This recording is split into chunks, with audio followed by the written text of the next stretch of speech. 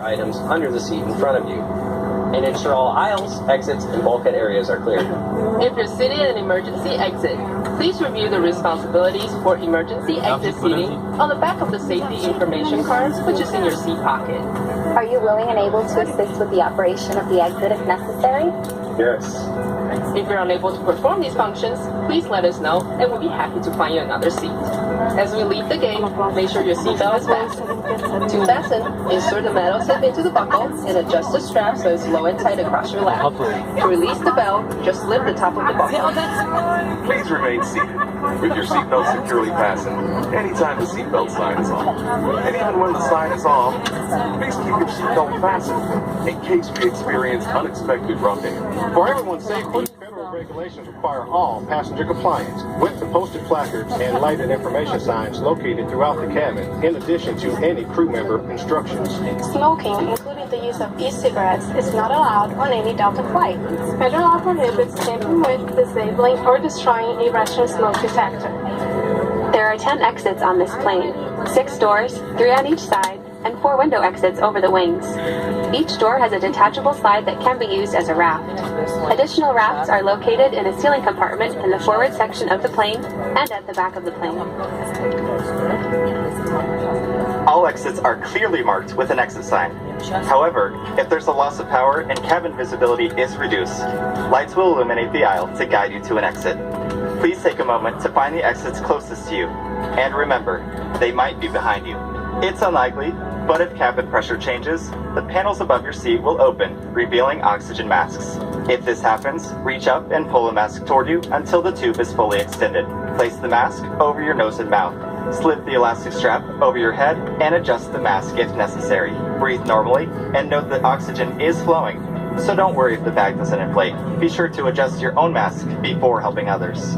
A water evacuation is also unlikely, but just in case, life vests are located under your seats in the main cabin.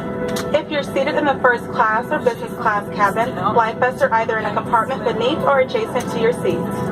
To use, remove the vest from its container by pulling on the tab and then opening the pouch. Slip the vest over your head, wrap the strap around your waist, and attach it to the buckle in front, and adjust loosely around your waist. As you leave the plane, inflate the vest by pulling down on the red tab at the bottom of the vest, or manually inflate it by blowing into the tube at shoulder level. A water-activated light is attached to each vest. If necessary, we'll distribute infant life vests or other flotation devices for children who weigh 35 pounds or less. Now, before we...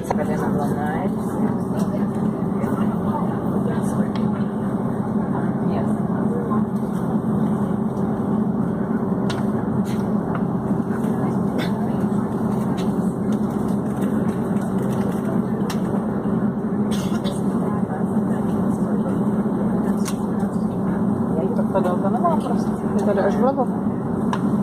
Jak my widzimy, czysta.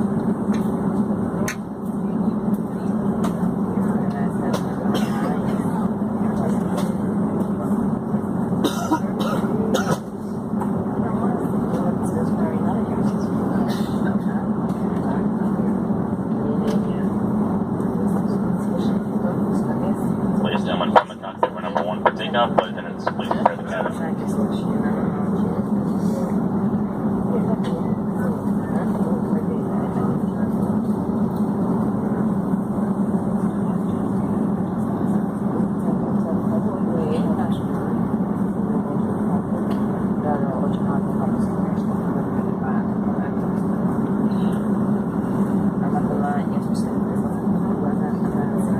Ahoj MDčko.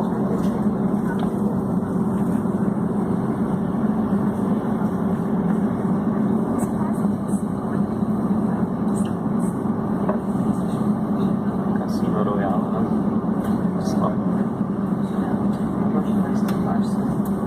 Že díky.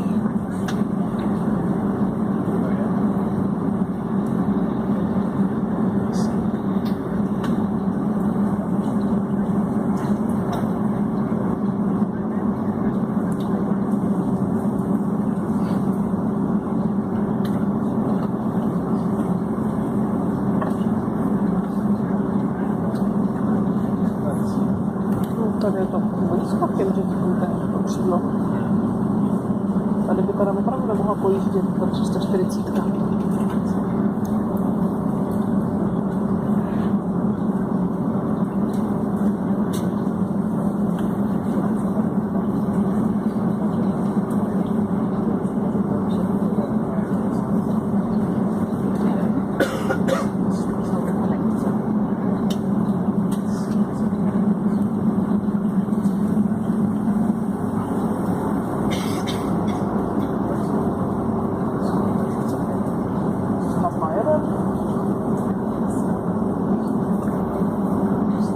To asi točíme?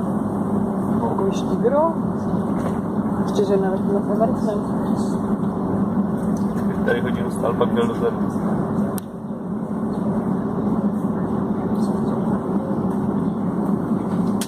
A je štěrka. No jo, co je štěrka? Jako? Takový lizard. Mávaj nám. Plachetnice tam je.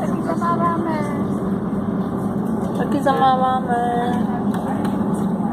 No, tak to si užijte. Co bych potom chtěla vidět, jak něco foukne. Pojďte na plot, my vám fouknem.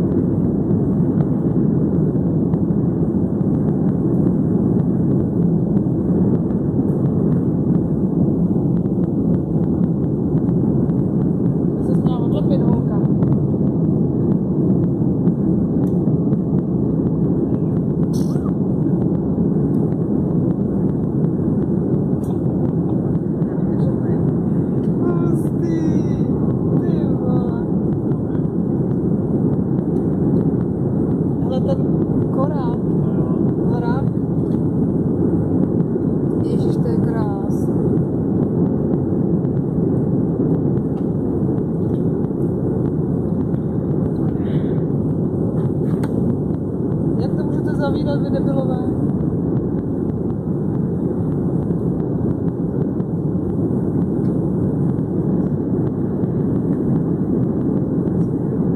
Ještě praveň.